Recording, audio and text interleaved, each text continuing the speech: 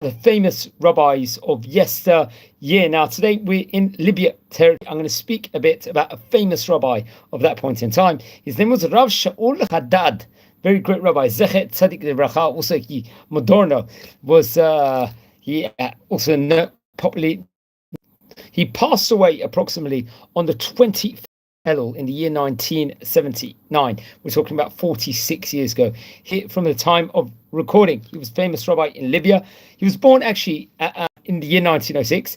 His father's name was Masoud and his mother's name was Rachel. I think great people in of itself. Now, when he was young, he would learn a Torah of some of the great rabbis that were from Tripoli, from Libya, respectively, over there. Especially one of his rabbis was the Gaon, the genius, as they say, Rabbi Tzion Bitan. Now, he's a rabbi that we've spoken about, I believe, on various occasions before here inside this series. So let's just say something about Rav Tzion Bitan over here, because he was very much a great rabbi of his time. He lived between 1860 to 1955. In fact, Yutet Cheshvan, which is only just under 2 weeks away, will be his Hilula. Rav Tzion Bitan was a great moreh. He was an educator. He was a judge. He was also a Rosh Yeshiva. He was a Kabbalist and head of Jewish court in Tripoli.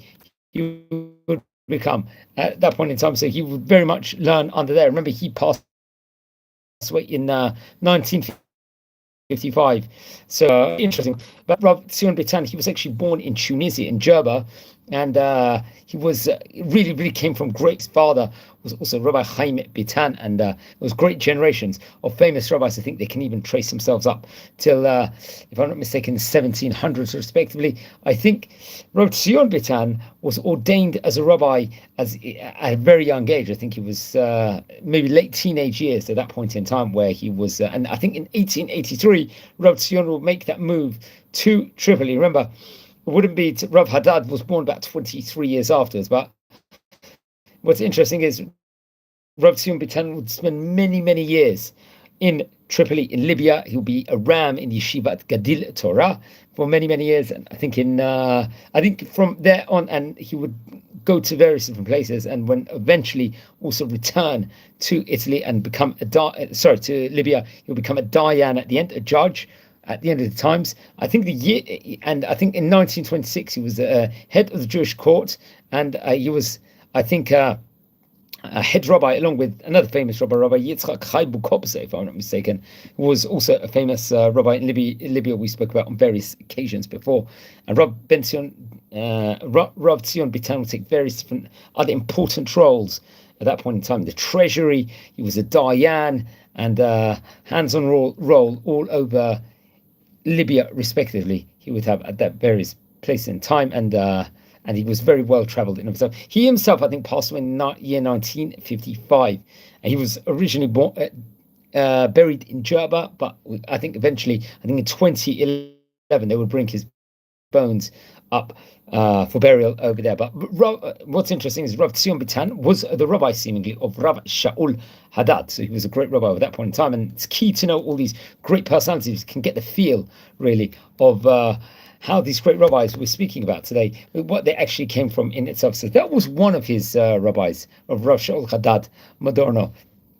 Also, I think he, at that point in time, he's become very diligent learner with various different chachrutot, and I think he was learning specifically with another great rabbi of the nickname Sofa, him over there. I ordered a video about Rav Sofa previously. He was a chavruta, I believe, of Rav Hadad. In his time, he actually came from great rabbinic orders. Also, his father was Shimon and his mother was Miriam. He was born, I think, in the city, it was Litan in Libya, respectively. And he also, just like Rav Shaul Hadad, would grow up imbued among the great rabbis of Libya. He very much was part of the same, let's just say, fabric of great rabbonim in Libya, respectively, over there. So many of the rabbis over there would go on to study various Jewish life cycle importances in of itself, become great, not just diligent learners. So they'll take on various different hands-on role within regards to the entire Jewish life cycle. Let's just say expression Yosef Chaim Basoso, Tshuva, if I'm not mistaken. He was another famous rabbi at that point in time. I wonder if Rabbi Shaul Hadad would learn at that stage in time. But yeah, I think we recorded about Rav Zaruk. I think it was about 2.5 months ago, if I recollect. And it's actually interesting. He was. So there was a whole group. So the yeshiva, I think they were all learning in Rav Zaruk and also Rav Tzion Bitan, where he was teaching Rav Shaul Hadad.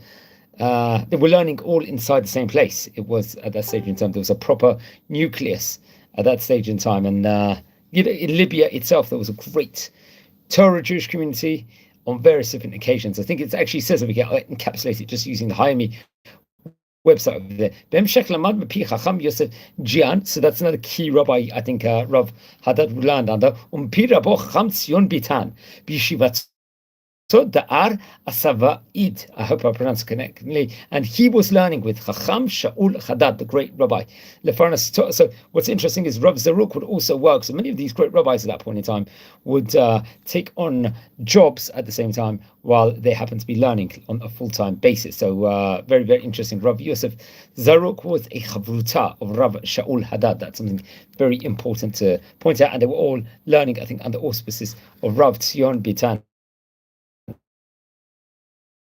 And obviously in the early, actually interesting, rabbi that will perform kosher slaughter and a bdika, a bodek, as they say also. So really working in the kashrut realms in Tripoli, respectively, over there. So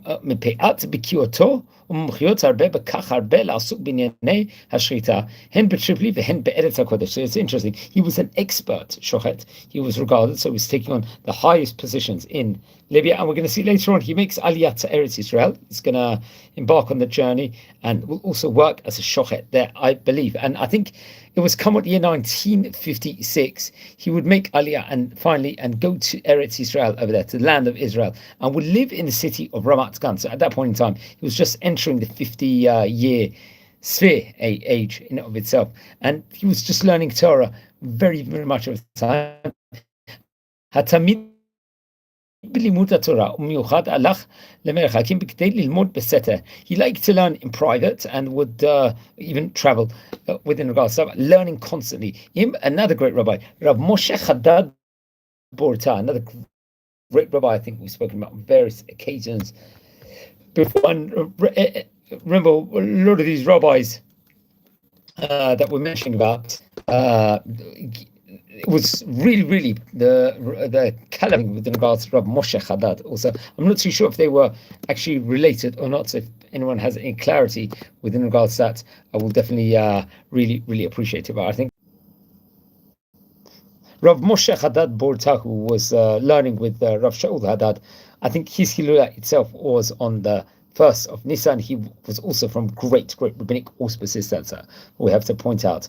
Also, he would go on to garner many great time with himself. I think one of his Talmidim was Rishon LeZion, the chief rabbi, Rabbi Shlomo Moshe Amar, which is very interesting enough, and Rabbi Tzion Shalom Boron, and Rabbi Chaim Yitzchak Barda, if I'm not mistaken. So, but what's interesting is that Rabbi Moshe Hadad Borta was also a key rabbi in Tripoli, in Libya, respectively, which is very, very important. And he was also a very diligent learner, and he would actually get married to, if I'm not mistaken, Nasa Isha Bitam Shel Misa Benyamin. Very interesting enough. And he would be really delving into Torah, Kabbalah, and he was actually an expert with regards to Sefer, the book called Etz Chaim of the Ari HaKodesh, if I'm not mistaken, and a great rabbi of his time. So that was another chavruta of Rabbi Shaul Hadad Mudorno, was Hamukubal Rav Moshe Hadad Borta, respectively, over there, which is very, very important thing. So we've already explored several of the great rabbis that Rav Shaul Hadad was actually learning with, which is also a very, very important fact that I believe in regards to this. So in 1956, as we stated before, he would make Aliyah to Eretz Yisrael, which was very, very much an important move. Was learning a chavruta, as we said before, with the famous Rabbi Moshe Hadad.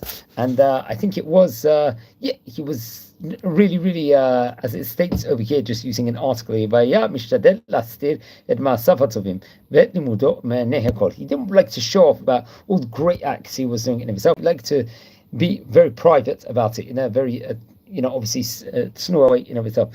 Now, I think he did suffer in his life and various different health problems. And I think it was on Thursday, on the 21st of Elul, in the year 1979, he passed away. And I think he was buried in Jerusalem in Givat Shaul over there. So he was in Israel, I believe, for 23 years after he made Aliyah, which was obviously a big move from him. I believe he taught, especially during the, if I'm not mistaken, for a period of time.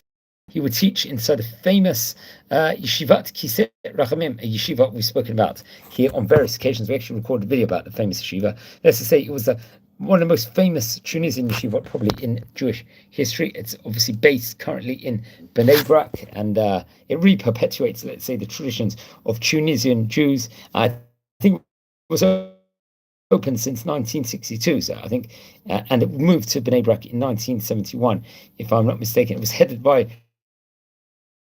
Rabbi Meir, who sadly passed away.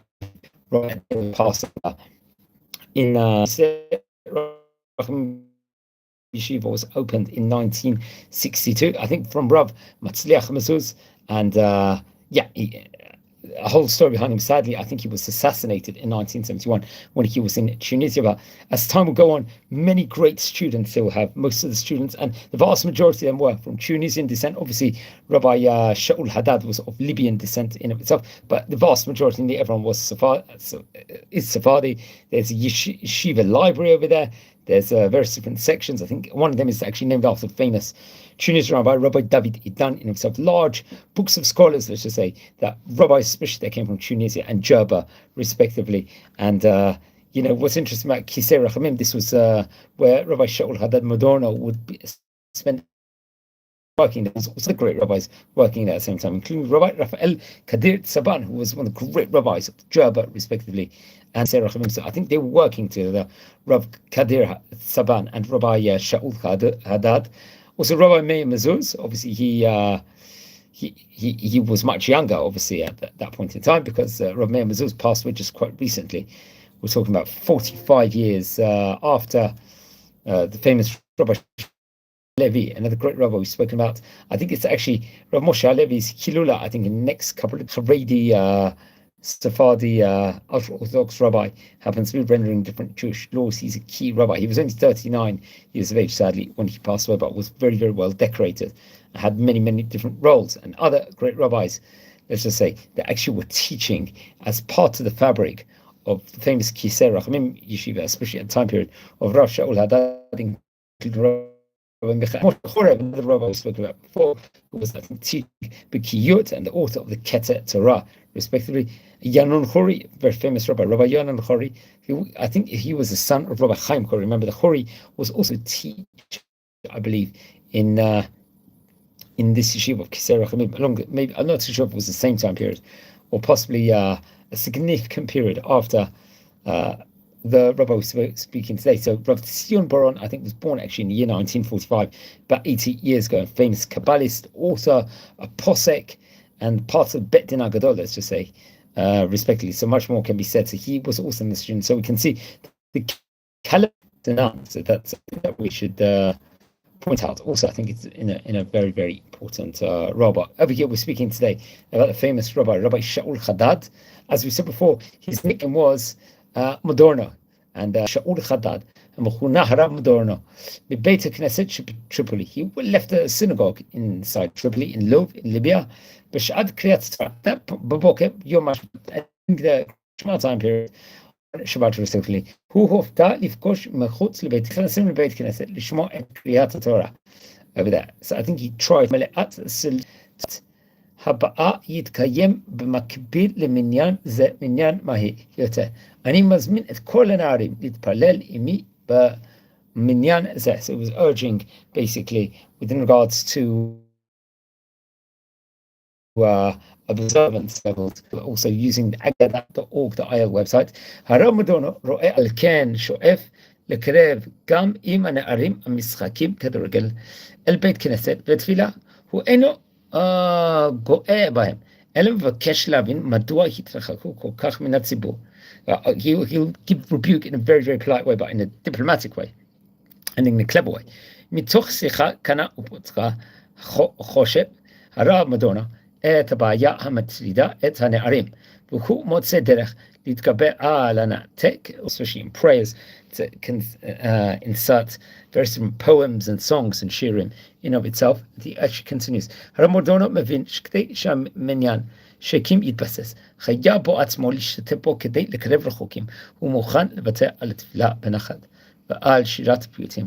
בכך הוא מלמד את הקהל על החשיבות של שיתוף הנערים שהתרחקו מבית כנסת, ומעביר מסר שראוי להתפלל במניין המכיר שהוקם לטובתם. The importance that they are imbued in minion and are learning to the best abilities at that point in time. So that's respectively so very, very interesting.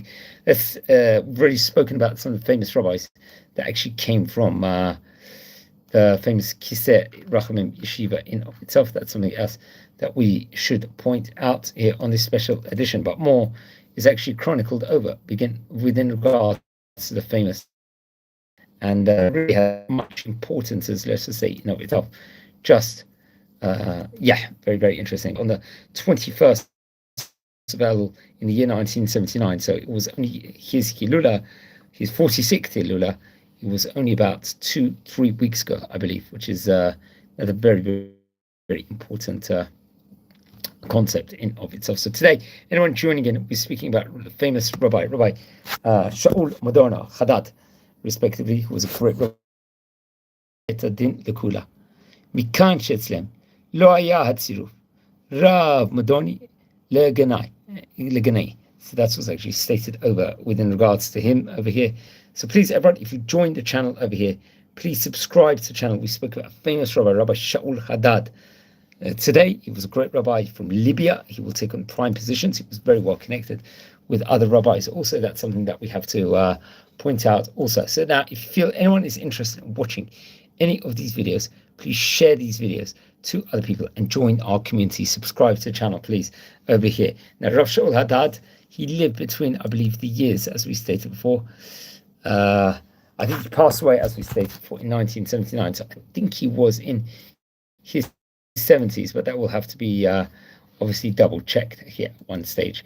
Very much so. So, friends, we're going to have a lot more content coming up in due course. We're going to record with other great rabbis here of current year. So that's another important project that we're going to speak on, and so on and so forth. So over here, we spoke a bit about the history of Rav Shaul Hadad, Mודרנו, very, very great rabbi of his time, and the one I would definitely recommend everyone to learn more about, and so on and so forth. Very well connected and great with other rabbis. And remember, the Hadad family came from various places, not just from Libya, also I think from Tunisia and also from Yemen, if I'm not mistaken. So that is very, very interesting. So yeah, friends, I think I'll leave it here.